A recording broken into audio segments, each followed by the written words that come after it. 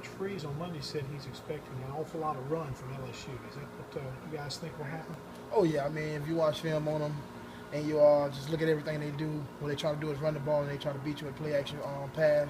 And I mean, we know they're gonna come and they're gonna try to come in overpower us. We got small players on defense, but our whole defense is about being gap sound. You feel that gap, I feel this gap, and safety come down and feel this gap, and we're gonna make the tackle.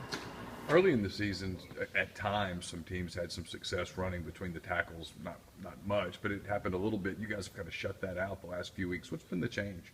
I mean, just the change is just learning the defense better. I mean, I know we had a lot of veterans come back and play this year, and just learning defense a little more and more. You know, Coach Womack threw a lot at us during camp, and I say the first couple of weeks we really didn't know the defense like we're supposed to, and every team gets better towards the end of the year, and just like LSU, we're getting better too. Is there a difference in how they run when it's Terrence McGee or when it's Leonard Fournette? I mean, both of them are big power running backs, and both of them got pretty good speed, and I feel like they're both going to do the same type of thing. I haven't watched a lot of film on them, but I'm going tonight to watch a lot of film, so I feel like both of them are going to be the same type of running back in my eyes for what I've seen on TV. How hard does it become to defend the play action pass when they run as much as they do? I'll tell you the truth, I got faith in our corners. We've been getting pretty good corner play this year, and I feel like our corners going to let the front seven eat, and they worry about the pass, and if we can do that, I believe we'll be all right. How do you think the A&M environment has helped you for this game coming up in this big crowd? Well, it was kind of different because if you go to A&M for the defense, it's different because the offense is usually quiet while we on the field, just because it's their offense, so they don't want to be too loud. So with the defense, I feel like it's the same type of mentality. We just got to go in and play our football and do what we do best, which is fly around and we get the job done.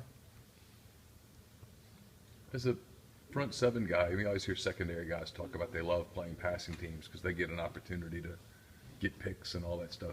Do you look forward to games like this? Oh, yeah, I do. I love sticking my nose in. I love going in and hitting fullbacks and hitting running backs. I love doing that type of thing, and I feel like this is that type of game. That's why Coach came up to me. He said, this is your type of game, and I really believe him in that just because it's one of those type of games where they want to get downhill and run the ball, pull linemen, try to get outside on us, and we just got to use our speed and athleticism and power to make plays. Have you guys seen a team that used a fullback yet this year? Alabama, but they're using it a different type of way. I mean, Alabama had Fowler.